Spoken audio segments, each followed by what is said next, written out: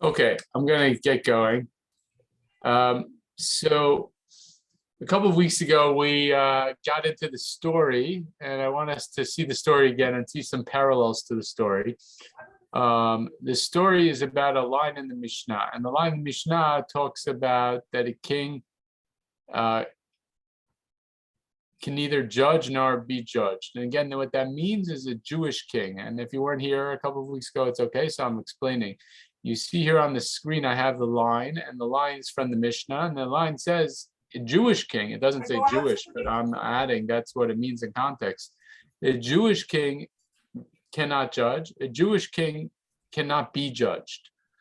This is surprising because we think of Jewish kings like King Solomon and King David, right? And they did judge, and they were judged. So that's a strange line of the Mishnah, but the Mishnah says it. So what we saw is that there is a Talmudic passage that explains the Mishnah. And that's what I want to review again and elaborate on. So the line in the Mishnah says a king cannot judge nor be judged. And then if you look in the Talmud finds this perplexing. What do you mean a king can't judge? So the Talmud says, right, you see everybody sees the image? I'm just giving, for the image. What do you mean? King Solomon judged.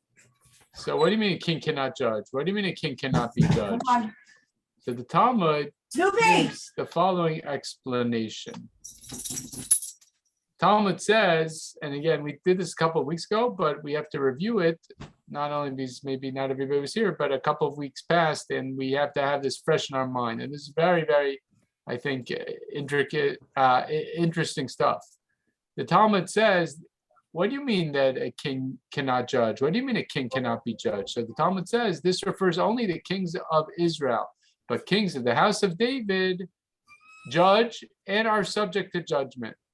And there's a proof, because the proof says, it's a verse, house of David, thus said the Lord, render just verdicts morning by morning, which is a verse from Jeremiah. So you see from Jeremiah that there's an ideal that kings from David should judge. And the Talmud assumes they go together. If the king judges, then a king also is subject to judgment. And that's the next line. If they are not subject to judgment, how could they judge others? For Rish Lakish expounded, examine yourself and only then examine others. Meaning, if you're eligible to judge others, then you must be subject to judgment. Okay, that's an interesting premise. But that's a premise of the Talmud, and the Talmud says that's a premise of the Mishnah. They go together. There's symmetry. If you judge, then you're subject to judgment. If you're eligible to be a judge of others, then that must be that you yourself can be summoned into court. And so if the kings of David are told to render judgments, render just verdicts morning by morning, meaning that kings from David are ideally instructed, you be judges, then that must mean that they too are subject to being judged. So King David, King Solomon, those kings judged others and were subject to judgment. And also in the future, if you would have a king who came from the line of David, that king would judge and would be subject to judgment. So what does the Mishnah say that a king is not judged nor cannot judge? So the Mishnah must be referring to kings of Israel. Right, that's that first line. Kings of Israel. What does it mean, kings of Israel? So we'll see in the continuation, kings of Israel means non-Davidic kings. Non-Davidic kings are not allowed to judge, and also interestingly, they're not subject to being judged. So the way I want to formulate this, just to make sure we're all on the same page, what the Talmud seems to be saying is we have superior kings and inferior kings. I'm adding, it doesn't say this, but I'm adding, I think this is clearly the gist of what the Talmud is saying. Superior kings, idyllic kings, they come from the house of David. Like King David, like King Solomon, like one day the Messiah, they come from the house of David. Such kings are Not just kings, but they can be the lead judges in Israel. But to be a lead judge in Israel, you also have to be subject to the rule of law and subject to being judged.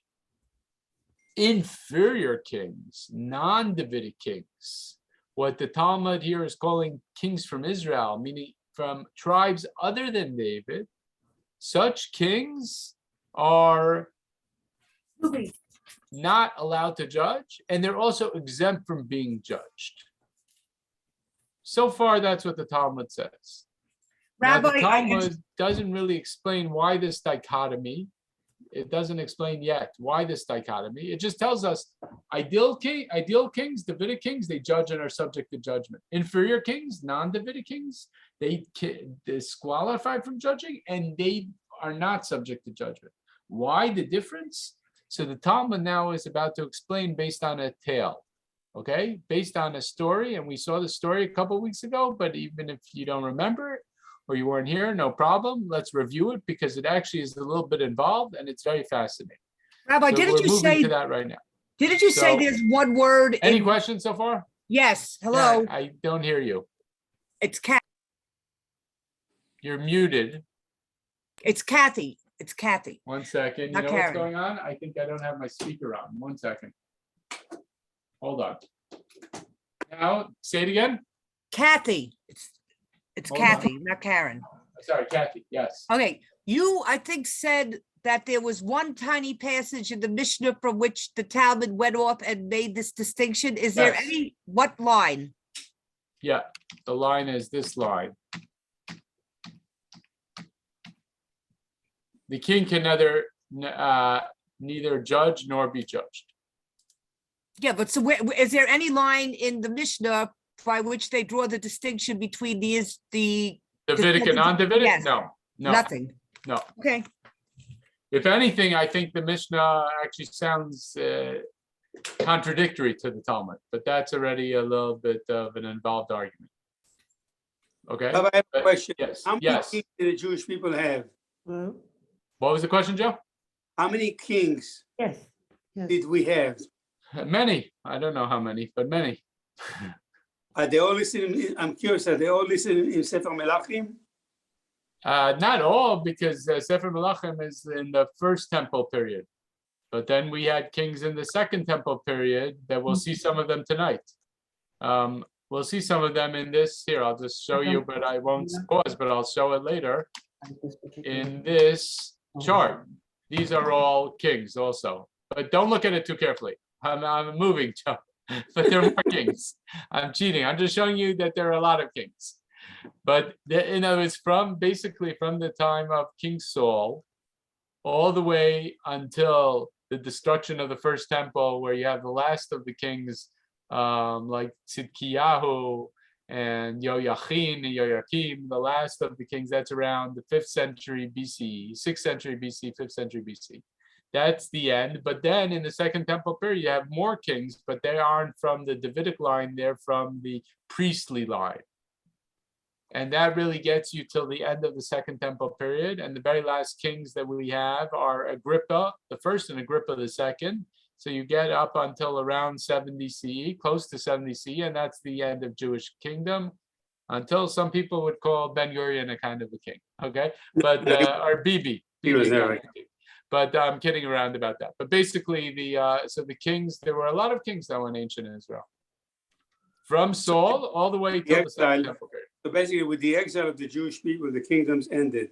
Yeah. Yes. Okay, So thank this Mishnah, when it's talking about can a king judge or be judged, it's the words of the Mishnah are being recorded. Maybe they are ancient words, but they're being recorded around the year 200 CE. And sort of implicit in your questions are, at that point, there is no actual king. But that doesn't stop the Mishnah from talking. The Mishnah also talks about the temple, and there's no actual temple. The Mishnah doesn't, is not limited by history. So the Mishnah will talk about what are the rules if there is a priest, if there is a king, whether there in fact is a priest or is a king or not. Did the kings have a royal house, or they had palaces, sure. I mean, palaces, is that what you mean? No, a royal house, or did they reign from the temples? Well, you could see in the archaeology today in Jerusalem that the Ir David, the city of David, is right near the temple, but it's its own. It's not the temple; it's near the temple. Okay. Separate. And when it comes to like Herod, he had a winter palace, a summer palace. So yeah, they don't need to be right there in the temple. But kings in the ancient world in general, I think kings were connected to the temple, and take Herod. We'll talk more about Herod a little bit tonight still. I want to get to him. But Herod, did a whole overhaul of the temple. So kings tried to, sort of, and David and Solomon, they were linked to the temple, but their palace was not the temple. Okay, so, let's make sure everybody's with me now. So the Talmud, and this is really the main part, even if you joined it a little bit late, even if you don't remember 2 weeks ago, even if you weren't here 2 weeks ago, no problem. This is the main part. We have to review this story one more time. And if you were here and you remember it, well, I've reviewed this story many, many times. So I'm asking you to review it a second time. So here is the story. The story, it tries to explain why would it be that there's a difference between kings from David and kings from non-David, from outside of, from other tribes. So the Talmud relates this to a story.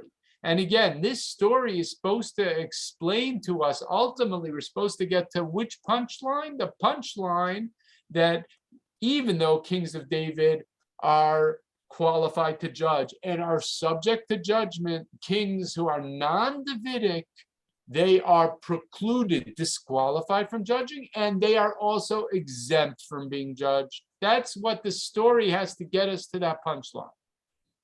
Okay? So the question is, how is it going to get us to that punchline, right? So let's follow along. So why this prohibition, B1? Okay, and I broke it up into these paragraphs, B1, B2, we'll see B3, B4, B5. So why this prohibition of non-Davidic kings judging or being judged? Why is it that a king from outside of David cannot judge and cannot be judged? Because of an incident which happened when a slave of King Janneus killed a man. Shimon ben Shetach said to the sages, "Be bold, let us judge him." Okay, now let's look at this timeline. This I didn't have last time, so just to show you, this will help locate where we are. This is basically a family tree I found online. Interestingly, from a Christian website, but it doesn't make a difference because Christians are also interested in this history. And it's a timeline of the Maccabees, so the Hanukkah story, and the descendant of the Maccabees. So if you look on the very top of the timeline, you see Mattathias. Yes, everybody sees that? Yeah. On the top is Mattathias. And then underneath, you have the 5 sons of Mattatyahu. The most famous of the 5 sons is right underneath Mattatyahu, Yehuda, Judas Maccabee. Either you remember him from Hanukkah, or you remember him from history, or you remember him from like the opera, right? But Judas Maccabees, okay? So that's the most famous son of Mattatyahu. But there were other sons of Mattatyahu. Now, what some people maybe don't remember is that Yehuda Maccabee eventually got killed in battle. And that's why his brothers took over. So what happened was that Mattisyahu, what you have to remember is these people are all, what are they? They're not from David. Where are the Maccabees? They are from which tribe? The Maccabees are? Yehuda. No, they're not from Yehuda. The Maccabees are from the priests. Okay, Maccabees are priests. This is very important. They're Kohanim. So that's very important background here. The Maccabees are priests. Now, when Mattisyahu, who is Mattisyahu? He's a priest. He's, a very brave person. He's willing to push back against the Greeks, the northern Greeks, the Seleucids.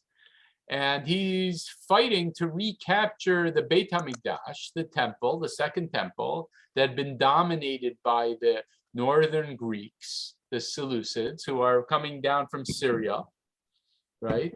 And he fights and pushes back with his 5 sons and others who join very heroically. And they recapture the Beit HaMikdash. That's phase 1 of what they do.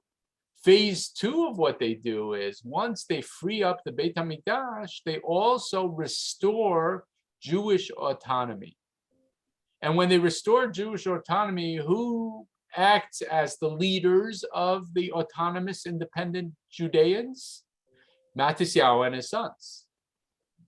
Now, it's not so clear originally. Was their design to become the rulers and leaders? Not so clear. But over time, they filled in that role. So you see here that once you have, after Judas dies, who takes over? Look at the family tree. Somebody tell me, who takes over next? One of the brothers. Which brother? I think that Jonathan took over, no? Jonathan. And Jonathan takes over for 20 years. And after him, Shimon, Simon. And he just rules he rules also for almost 10 years. By the time you get to these people, by the time you get to Jonathan or Simon, they start to already become quasi-kings or kings. They start to label themselves as kings.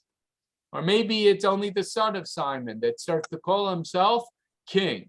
Okay, the historians sort of debate, when did they really start to take that name? One of the hints is they coined coins, and you could look on the coins, how did they refer to themselves? Did they refer to themselves as kings? Okay, that need not detain us so much. The point is, over time, eventually, they started to view themselves as kings.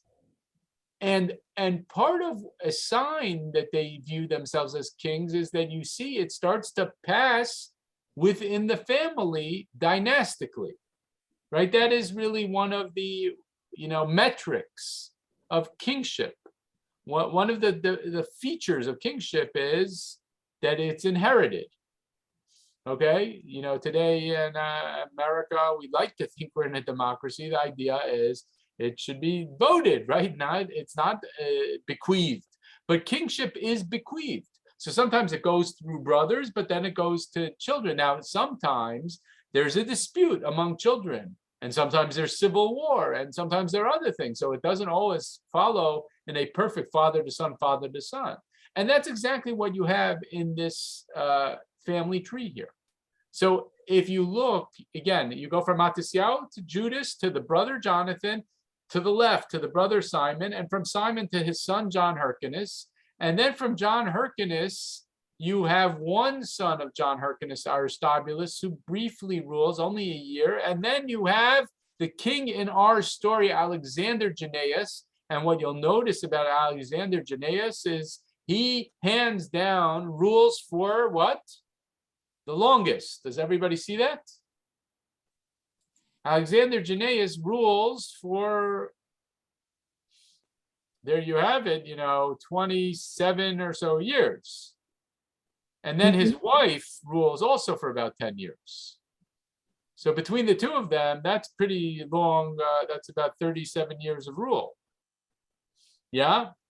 But Alexander Jannaeus, now here's the thing, just like historically to know about Alexander Jannaeus, but it's also important for our story and our Talmudic passage. And that is Alexander Jannaeus is a very powerful king, more powerful than all his predecessors.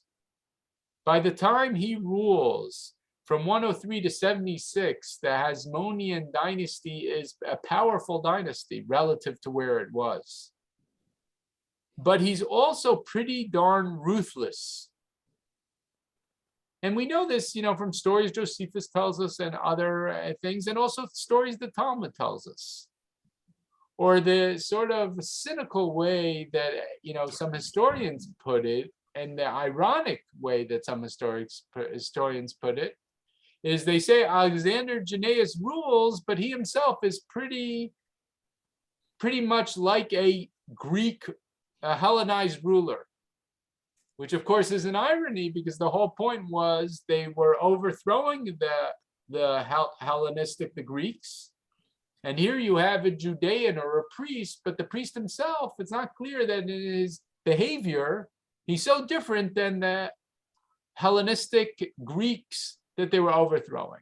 Now, I guess that's a subjective question, but in other words, at least in the eyes of the rabbis, this is important for us, in the eyes of the rabbis, Alexander Jannaeus is a very problematic person, which is very sort of sad, right? Why is it sad? Because of course, in the eyes of the Talmud and to this day, we celebrate Hanukkah. We celebrate Hanukkah as a great victory, but we see that sadly in the history, if you follow the Hasmonean dynasty, you go a few generations in, and here you have a ruler that the rabbis frown upon, even though he was very strong, but they view him as very religiously problematic. What is his name in Hebrew? Alexander Yanai. Yanai? Yanai. Is that why Hanukkah is not included as a holiday in the Tanakh? Because there was like all this political controversy about it. Is that one of the reasons? Maybe. I mean, let's not get too far afield. But Okay. it's a little of a tricky question because not including Tanakh, it's quite late. Maybe that's why the book of Maccabees wasn't included, if that's what you mean. Maybe. Yeah, maybe. Could be. Okay. No, it's a relevant comment. It's just, it is a relevant comment. That we know that the rabbis were sort of struggled with what to do with the Maccabees. Because on the one hand, the Maccabees had some heroic figures in the eyes of the rabbis and very spiritual figures, but there were also, over time, the dynasty went, south or sour in the eyes of the rabbis, let's say. So, yeah. Matithyahu's 5 sons, or did he have more sons? 5, as far as I think. Were they all from one wife? That I don't know. I don't know if we know that. Any other background questions? The questions are good, but so this is really helps us to understand our story, because in our story there's going to be tension between Alexander Jannaeus, right, and a sage named Simeon. Don't confuse him. He's not Simon. He's a sage by the name of Simeon, Shimon ben Shetach, right? And there's going to be tension between the two, and we sort of get the tension. The tension is that there's no love lost between the two, because on the one hand you have a king, on the other hand you have a leading sage, and they obviously are, there's great tension between them. It's not the point maybe I'll just show you very quickly one thing. There's another story, and there are a few stories I could have brought, and I don't want to read this story because I want to get back to our story. But for example, here's another story where you have King, by the way, here he's called King Janai, but that's the same. In Hebrew, it's Yanai. In this English translation, I took the Janai, but that's King Jannaeus, Alexander Jannaeus, or in Hebrew, Alexander Yanai. Okay, so Janai, Yanai, Jannaeus, Alexander, Yanai, Alexander, Jannaeus, all the same person. So in this story, you have a tension between King Yanai, who conquers a lot of towns and then starts to make a celebration. And by the end, King Yanai kills a lot of the Pharisees. That's the story. I'm not going to read the story with you. And you'll see at the very end, the very second to last name mentions a sage who sort of emerged from the throes of this tragedy. Shimon ben Shetach somehow escaped. So the same characters we're going to see in our story appear in other stories, and they're always sort of in loggerheads, clashing. You have Alexander Jannaeus, powerful, priestly, Hasmonean, but in the eyes of the rabbis or the Pharisees, corrupt king, or maybe a Sadducee, maybe a Sadducean king, like he went off the derech, to use modern language, versus the sages and the lead sage, Shimon ben Shetach, or in the English, Simeon, son of Shetach. So now let's get back to our story. So again, why this prohibition of non-Davidic kings? B2. Let's go one more time. B1. Why this prohibition of non-Davidic kings judging or being judged? Because of an incident which happened when a slave of King Jannaeus killed a man. Shimon ben Shetach said to the sages, "Be bold and let us judge him." And again, given the background I just gave you, you already get the guts of Shimon ben Shetach, right? That Shimon ben Shetach is not afraid of this strong king, right? You might read the Talmud and you might say Shimon ben Shetach says judge a king, but now we know a little more of the history. This was a very powerful figure. Okay, this is a person who conquered a lot of land and who consolidated a lot of power.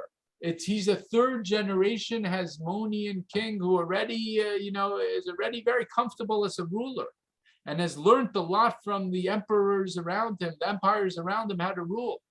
So for Shimon to say stand up against Alexander Yanai is no small feat, right? Okay, B2. They sent for the king saying, your slave killed a man. The king sent the slave to them. So they said, they said, King Janaeus, you have a slave who committed murder. So you have to answer for this. So again, what does the king do? We saw this a couple of weeks ago. The king says, okay, go judge my slave who committed the murder. What does that have to do with me? They sent to the king, you must appear with him. No, it's not enough to send us the slave. You also have to appear. For the Torah says, in the case of somebody who owns an ox that gores, if warning has been given to its owners, teaching that the owner of an ox must come and stand by his ox. Mm-hmm.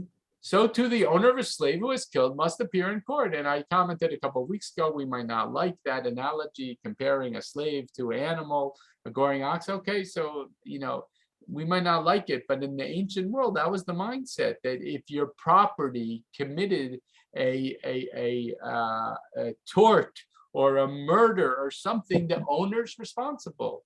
So if you have an ox that gores, you're responsible. If you have a slave that committed a murder, the slave doesn't have standing. You have to appear. So this is all by way of saying, King Janaeus, you're not exempt. Appear in court. You're connected with a murder. And then I'm just positing also, presumably, it's not just a technicality. Presumably, they knew that the slave was just the hitman for the king. So they really, I'm guessing, I can't be sure of this, but I'm guessing that they probably saw the fingerprints, the bloody fingerprints of King Janaeus behind the murder. So Shimon and the sages say, show up in court. So now in B2 in the middle, he appears, again, obviously begrudgingly, he appears, but what does he do? He sits down. He sits down in court. What's the point of that he sits down in court? It's his way of disrespecting the court. Because when you come to court, order in the court, and the court marshal says, rise, stand on your feet, right? These theatrics happen to this day in the court in America. Right. You have to sit, you have to stand, etc. So too in the halakha. If somebody comes into court, there are points where they have to sit, where they have to stand, and he was disrespecting. He came and he sat. And I'll just add a little bit. Sitting is not just a way of disrespecting the court. It's also a way of acting like the king. Because the king sits on his throne. And maybe he's coming into court, but he's trying to emphasize, A, I'm not under your jurisdiction, and B, remember, I'm king. Any comment? Okay, let's keep going. So he appeared, sat down before the court, 3 lines to the bottom. Then Shimon ben Shetach said, stand on your feet, King Janaeus, so witnesses may testify against you. For you do not stand before us, but before he who spoke and the world was created. So what's the response of Shimon? Very gutsy. He doesn't tolerate this behavior. And he says, King, stand up. And then he emphasizes, don't think I'm telling you to stand up for my own personal dignity. When you're appearing in front of the court of sages, you should know, we sages, what gives us jurisdiction? That we are entrusted to with the halacha. And being entrusted with the halacha is basically we're entrusted with God's justice. So when you come before sages, you're really coming before God's justice. So when we're telling you stand up, we're not telling you stand up for our ego. At least this is what Shimon tells him. Does this convince him? I don't know.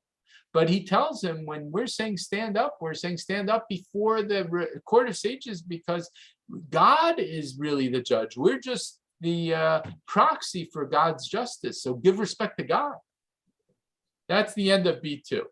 Okay, any questions so far? So just to make sure we're following, the Talmud tells us a story, and the story is that the king Janaeus had a link to a murder, and Shimon has guts, and he tells the following sages, I don't care if it's the king, we have to judge it.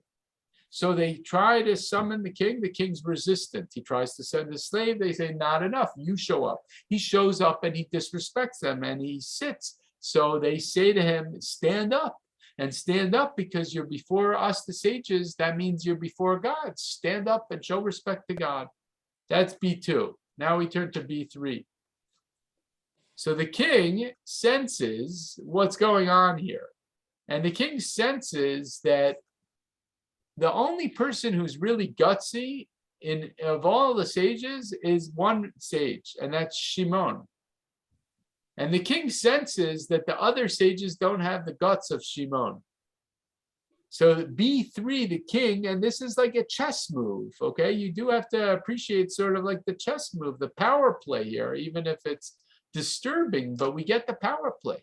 So the king says, meaning Janaeus, B3, he says, I will not act by your word, but upon the word of your colleagues. So Janaeus says, Shimon, you're speaking a lot, but you're not alone. You have colleagues. So let's hear if your colleagues agree with you. And obviously, Janaeus senses that the colleagues don't have the guts of Shimon. So now he, and I explained that a couple of weeks ago, and again, I'll remind you, he turns to the left and to the right. I'm quite certain in context means Shimon. Shimon's sitting with his fellow judges, and Shimon looks at his fellow judges to see if they're with him. And it's just a beautifully gripping, vivid tale where his colleagues are scared to make eye contact. Because his colleagues they're petrified. Basically, their colleagues wish they called in sick that day because they don't want to be there. Because they're caught between a king who is, tyrannical, powerful, ruthless, and a very gutsy sage who's willing to stare the king in the eyes and say, submit to us, the court. And the colleagues don't want to be there. They don't want to look at the king. They don't want to look at their fellow sage Shimon. So where do they look? They do that old trick of the student who doesn't know the answer in class, who looks at the ground, pretends like that maybe the teacher won't notice them, right? Don't make eye contact. The good old don't make eye contact, right? We think that's a modern technique. It's amazing. We have a Talmudic story. This technique is at least 1,500 years old. Don't make eye contact. That's what they try. So they look at the ground. Comes along B4 and says what happens. And B4, the story takes a very shocking turn. B4, then Shimon ben Shetach says to them, are you wrapped in thought? And who's he talking to? His colleagues. And he blasts his colleagues, the other sages. Let the master of thoughts, God, come and call you to account. Instantly, Gabriel, the angel, came and smote them all to the earth, and they died. So what happens in B4? In B4, Shimon looks to the other judges, and he says, you other judges, you are cowards. I'm reformulating my own words. You are cowards. You're wrapped in thought. I don't know what exactly that expression means, being wrapped in thought. In Hebrew, it is ba'alei machshavot atem. maybe something along the lines of these judges probably were very learned, probably very, have an impressive CV. So he turns to them and he says, you think you're, impressive and learned, but now you are going to have to answer, judges, before the master of thoughts, which is a euphemism for God. So now you will have to answer before God. And indeed, they have to answer before God because God sends in his angel, Gabriel, into the courthouse, right? We talked about this like Deus ex machina of suddenly God enters into the room through the angel, and the angel enters the courtroom and wipes out all of Shimon's colleagues. That's B4, quite horrific. And then we get to B5. Then it was stated, the king may neither judge nor be judged, testify nor be testified against. Okay, that's B5. Now, B5 is rather puzzling, Yes. I think, because the question is really, this is what we got up to last time, and we're sort of getting back to the same place. The question is, how do you get from B1, 2, 3, 4 to B5? Because B4, let's go back to B4 for a second, then we'll turn to B5. B4, and here I'm repeating something I said a couple of weeks ago, but I still hold by it. I think B4, something very fascinating has happened, because in B4, I think that the camera has shifted. Can you imagine today, we know there's a controversy, should we allow cameras into the courtroom, right?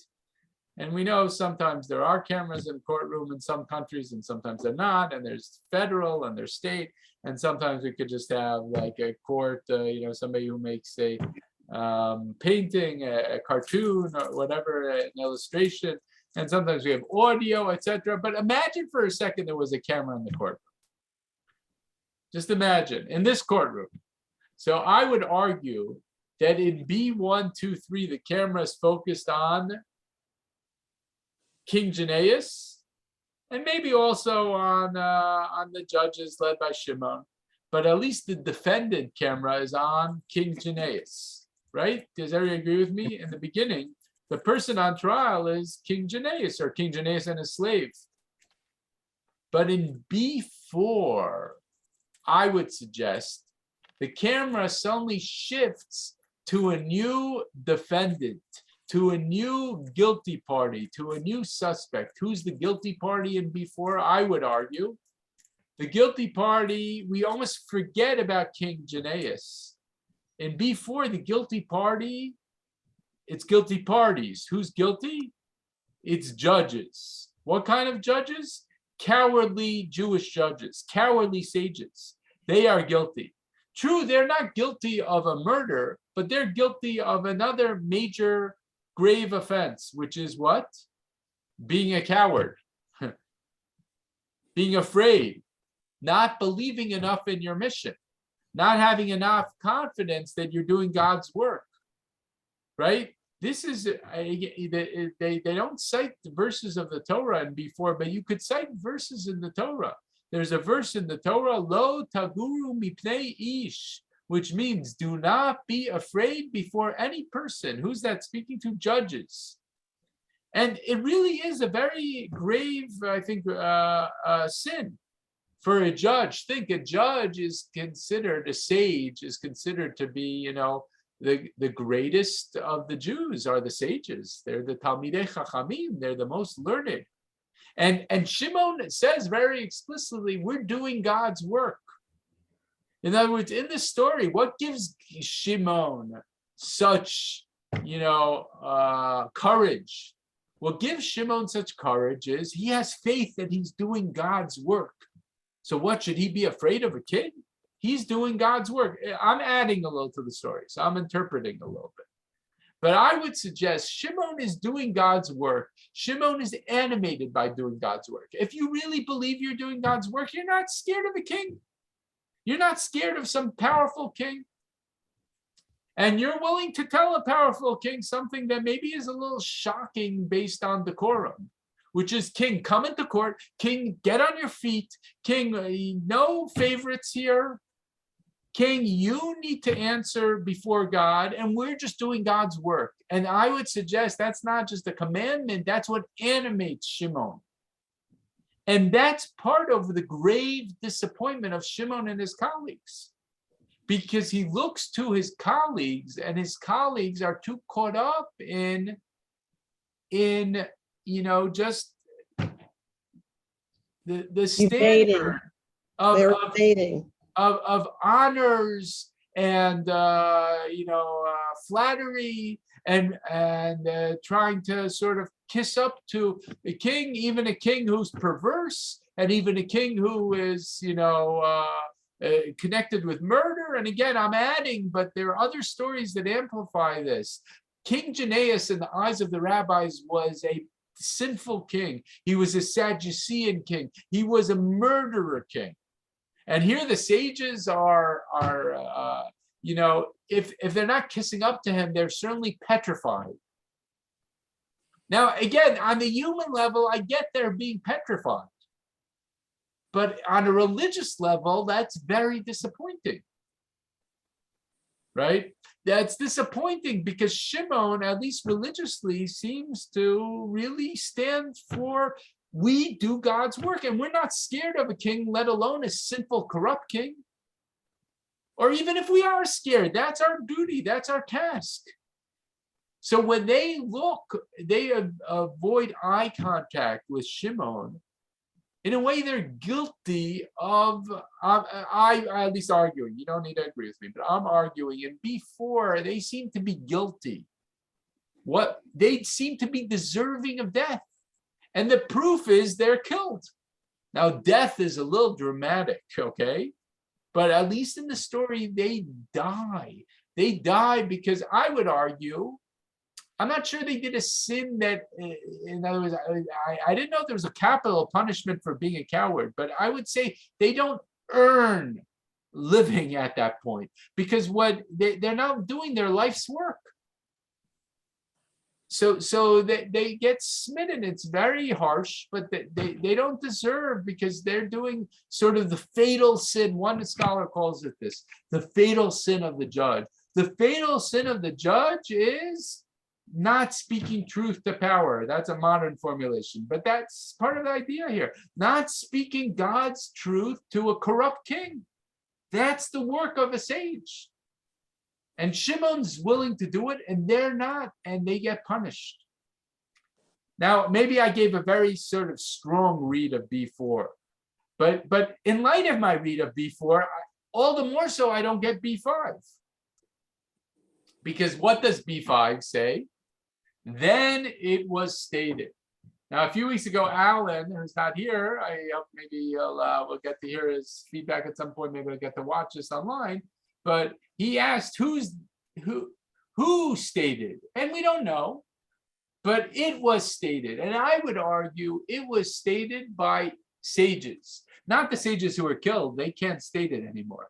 I guess subsequently, other sages who were not in the court that day came out with a decree, an enactment. And what's the enactment?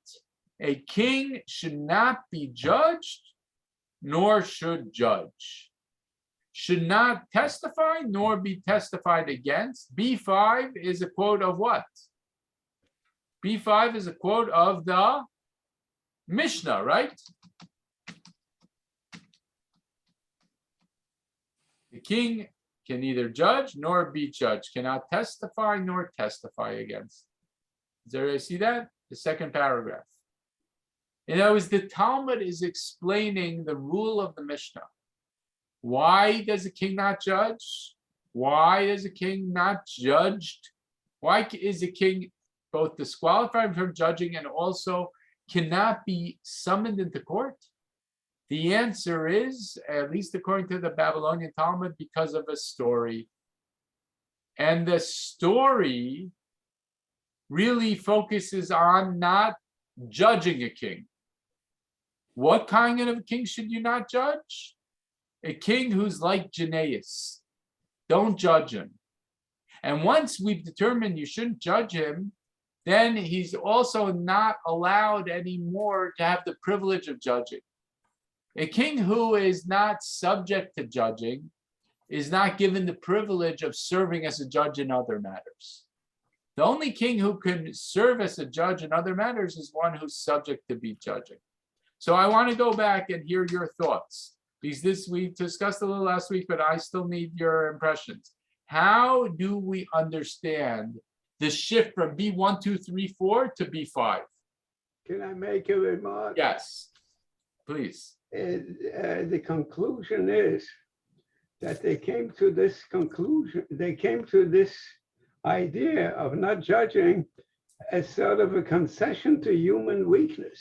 Because Yeah. they realize that people are weak and they cannot do a good job. Yeah, which is amazing. Yeah. It's actually quite amazing. So when my father is suggesting, and I think this makes a lot of sense, my father, I respectfully agree with him, that my father, I'm going to add a little bit. The going from B4 to B5 needs explaining, because it's not obvious to go from B4 to B5. I just want everybody to understand that, and then I'll repeat what my father just suggested. Up until B4, the whole pace of the narrative is saying judge a king, judge a king, judge a king, judge even a ruthless king, judge even a powerful king, judge a murderous king, have guts, feel confident, do God's work. Now, I don't care if it's hard, I don't care if it's difficult, I don't care if it's scary, have guts, believe in your mission, do God's work, and the king's going to resist, and the king's going to put up a fight, and he's going to be evasive, and he's going to try to intimidate you, do God's work. And in B4, we're told, and if you don't do God's work, God's going to be disappointed in you. He's going to even punish you. And then in B5, they make an enactment, don't judge a powerful king. Don't do it. Wrong approach. Shimon ben Shetach, don't do everything you did. That's the problem of B5. The problem of B5 is, doesn't it pull the rug out from under Shimon ben Shetach? Shimon ben Shetach, who's so gutsy, who so believed in his mission, who wasn't scared by any king, even a ruthless, murderous king. And then B5 says, don't do it. Avoid trying to call Alexander Janaeus into court. Bad idea. So my father's suggestion is, what B5 is saying is that people are weak. That people are weak, that people are not Shimon. That even sages aren't Shimon. That don't put sages to the test. Because if you put sages to the test of trying to judge a Janaeus, guess what? Many are going to fail. Shimon is an exception. Many of the even sages, we're not just talking about average people. We're not talking about, politicians who we might have a low impression of. We're talking even of sages. Sages are not going to be able to look a strong, muscular, ruthless tyrant in the eyes and say, stand up, account for yourself, answer to God. Humans are weak in that way.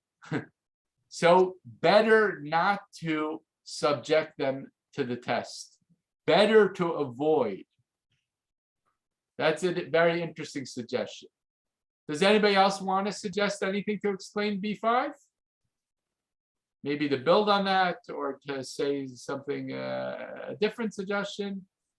Kathy?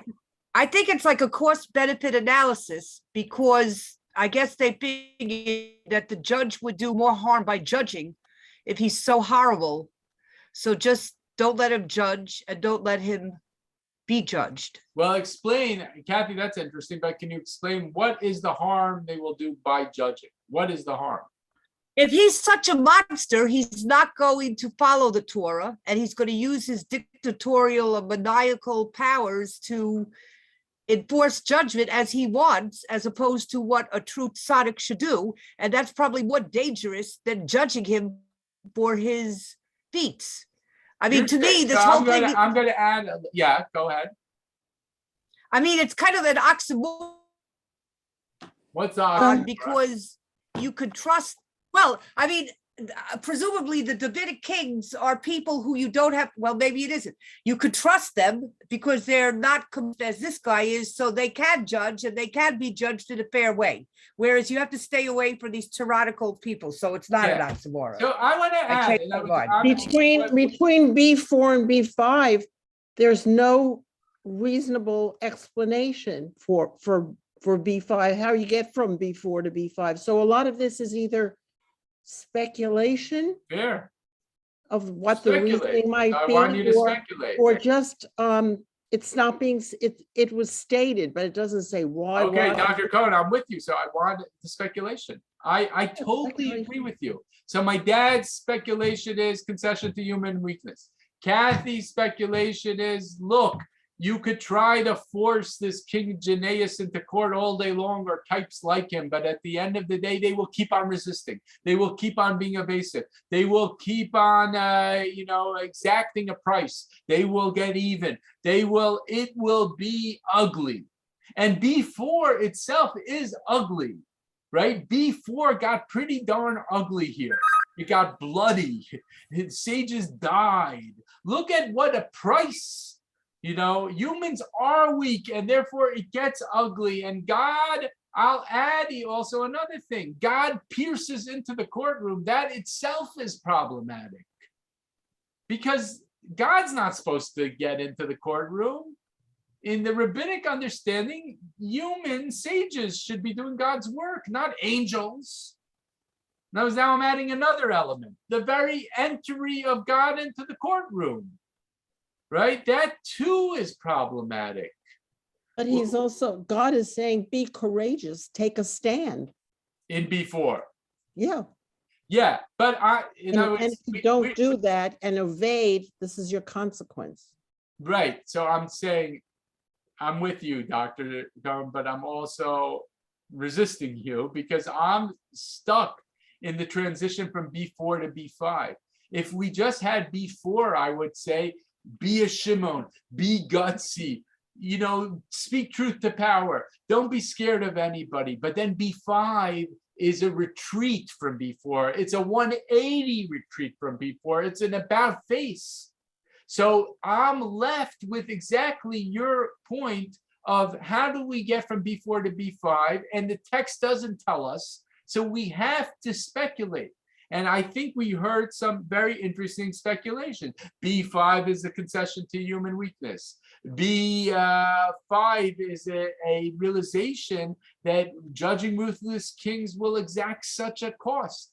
B5 is a recognition of the bloodshed that was spilled. B5 is a recognition of the failure of human judges to do it. So God got involved. Like, well, we're always going to rely on God and God's angels. Like, it's not working. B5 maybe is honest and says it doesn't work. But I acknowledge that if we didn't have B5, I wouldn't say all those things. So we're very short on time, but here's what I want to suggest in light of what Dr. Cohen is suggesting. And this, I have to admit, is a bit of a scholarly move that's not a traditional learning move. Here's the suggestion. Maybe originally, this story did not have B5. Maybe originally the story ended with B4. And this story is a story about be Shimon ben Shetach, be gutsy, and don't be scared of any king. Does everybody at least agree with me that if we didn't have B5, if we didn't have B5 and we ended with B4, that's what the story would be? the story would be judge everybody, even ruthless kings. The only reason we don't leave it at that is because of B5, right? Does everybody see that? B5 totally changes everything. Without B5, the entire tale is have guts, sage, judge. You have a hero model in Shimon, follow Shimon. And if you don't follow Shimon, you're going to have to answer for it. Now, that's an interesting sort of speculation, a chutzpah speculation by my part, to ignore B5 for a second. But I have a reason to have that chutzpah speculation, and that's the following source. Follow along with me, even though we don't have so much time, because I want to at least read this tonight. Look at this. It's a midrash.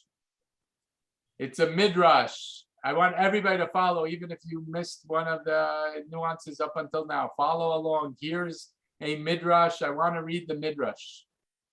There was an episode involving a person who had a legal claim against the king from the Hasmonean dynasty. It doesn't say the name of the king, by the way, but it says it's a king from the Hasmonean dynasty. And he came and he appeared before Shimon ben Shetach. He, the person, said, I have a legal complaint against the king. Shimon ben Shetach inquired of the judges presiding with him, if I summon the king, will you reprove him? They answered affirmatively. He, Shimon, summoned him, the king, and he, the king, arrived, and they offered him a seat next to Shimon. Shimon said to the king, arise upon your feet, provide a legal account. He, the king, said to Shimon, is one allowed to judge the king? He, Shimon, sorry. He, Shimon, faced rightward, and judges hid their faces in the dirt. Faced leftward, judges hid the faces in the dirt. The angel then came and smote them into the earth until they expired. Does everybody follow along? Paragraph A? Pretty familiar, right? Paragraph A of the Midrash is very similar to B1, 2, 3, 4. It got up to B4, where Shimon says, judge the king, where Shimon says, king, stand up, where Shimon's colleagues are wimpy and cowardly, where an angel punishes Shimon's colleagues. But now here's the fascinating thing. Look at paragraph B. Immediately the king was shaken. Shimon ben Shetach said to the king, arise upon your feet, provide a legal account, for you are not standing before us, but rather before he who spoke and the world was created, God. Immediately the king arose to his feet and gave a legal account. This is an amazing midrash. Why? What just happened in the midrash? It's the same tale, but a different ending. The tale is that there was a Hasmonean king who was resistant to being judged. Shimon told the king, you have to answer. Shimon's colleagues were cowardly. Shimon's colleagues were punished. But now the Midrash has one ending and the Babylonian Talmud has an opposite ending. In the Midrash's ending, how does the story end? The king indeed is judged. Shimon wins. King loses. The king is put in his place. The king is scared out of his wits and realizes that you better not be in a chess match against Shimon, because Shimon has God and angels on his side. In the Midrash, the king, right, is terrified and submits to Shimon. That's the Midrash's ending. And I want to suggest that maybe that was originally the Talmudic ending also. But that's not the way we have the Talmud ending. We have the Talmud ending with B5, and B5 is a complete about face. Does everybody see that? B5 says not learn the lesson that kings should be judged, but rather learn the lesson that don't judge kings. I mean, it's very amazing what we have here, because we have two different rabbinic versions of the same tale, and the punchline is opposite. In the Midrash, the punchline is judge even powerful kings. And in the Talmud, B5, the punchline is learn the lesson of being realistic, not to play with fire, not to push human beings to their brink, and don't go there. Just don't summon a powerful king into court, right? So just to put it, I'm sorry, but to put it in contemporary terms, and I don't mean it offensively, but I have to pick on somebody. So I'll use the example of Bibi. Bibi's a very strong personality. So according to the Talmud, I'm not saying Bibi is Alexander Jannaeus, God forbid, or a murderer, God forbid, or any of that stuff. So don't misunderstand. But Bibi is a very strong political figure, and it's not easy to call him into court.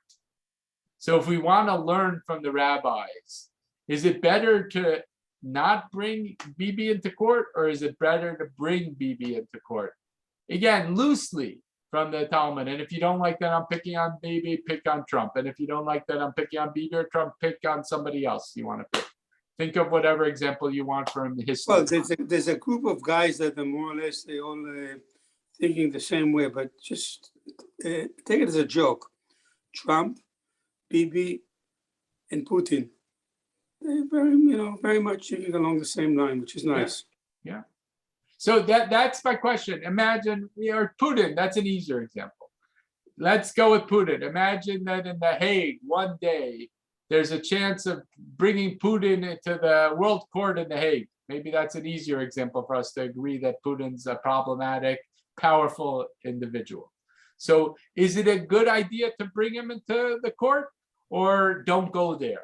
And I would argue that we would learn different lessons based on whether we look in the Midrash versus the Talmud with B5. The Midrash's lesson is Shimon had guts. Shimon did God's work. Shimon spoke truth to power. Shimon wasn't scared, and he's vindicated. Right? That's the Midrash. Does everybody see that? That's the Midrash. The Midrash ends with B. King was shaken. Shimon said, stand up on your feet. And indeed, he's judged. Immediately the king arose and gives in to the justice. That's the tale of the Midrash. The tale of the Midrash is all need to answer before the law of God, at least, even powerful kings. That's the Midrash. What's amazing is that's not the Talmud's punchline, because the Talmud has B5. And B5's punchline is exactly the opposite. It's don't go there. Don't try to judge powerful, ruthless rulers. Because, and here we have to speculate, because humans aren't that gutsy, because the cost is too high, because it's not really going to work, because at the end there's going to be bloodshed, it's not going to be pretty, because that person's going to endlessly, tirelessly be evasive and destroy the courts. It's speculation, but I think there's some truth in all of the above. Well, to me, it's just an amazing example where I think the rabbis have different sort of traditions on this point. Yes.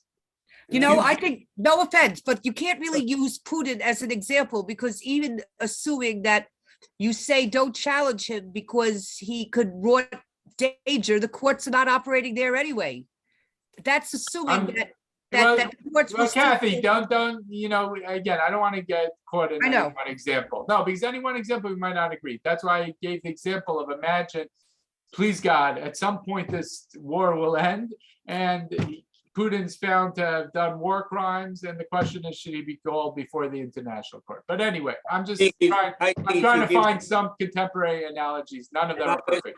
International, can I say? If you give him a platform, International what? if you give him an international platform, he would be very happy to try to explain to the world what he did and why he did it, and to prove his point. Okay, which might Doesn't be care. another example of that the cost is too high. Yeah, he So, doesn't care. Yeah, I yeah, don't know that the example with the international court is poor.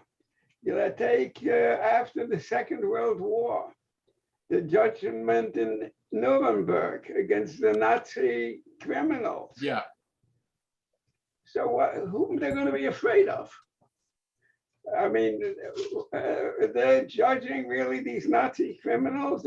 Is there anything to be afraid of? Well, at that point, I hear you. That there will be some kind of a countermeasure by whom? Right, but that's a very interesting comment, but I would say the judgment at Nuremberg, at that point, the Nazis have no power. Exactly. But that's not what these cases, the cases I'm trying to give, I don't want to talk about Nazis. I'm talking examples of trying to call powerful people into the court while they're still powerful. Yeah. I don't think that you can defeat Putin in any conversation because he has a powerful platform. He's not Yeah, afraid of okay. I don't want to, it's not about Putin and Laavdil. Putin is certainly, it's not about the other examples I gave about Trump or Bibi. I'm just trying to show that there's something timeless about this question. I really Right. think these are amazing passages because it's asking the question of should you try to extend the jurisdiction of the court against a ruler who's very powerful and who has crimes on his hand and is going to resist. And that's what these passages speak to. And they don't speak in one voice. The Midrash says yes, and the Talmud in B5 says no. So, Rabbi, I have a question to ask you. Yes. With the potentially the upcoming election or something in Israel, and Bibi being tried, how do you explain that? You know, how do you let somebody run to be the head of the country while he's on trial? It's not. I think that's pretty problematic. But of course, being on trial doesn't mean that you're guilty. So to the extent where being on trial is a real reflection of something in our, then it's very problematic. But I guess that's subject to debate. Bibi supporters would say that his being on trial is a sham. So I'm going to stay out of what I think. When you put But somebody, I get the different sides. Yes. When you put somebody powerful on trial, it could be an attempt to take away his or her power, and it could be an unending experience for this powerful person.